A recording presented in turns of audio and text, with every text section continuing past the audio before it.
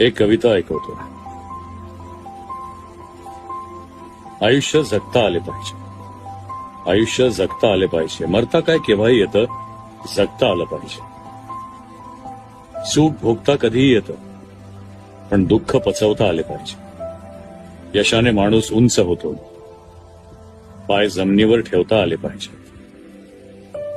मिळालेल्या यशात समाधान मानून आनंदानं जीवन जगता आलं पाहिजे.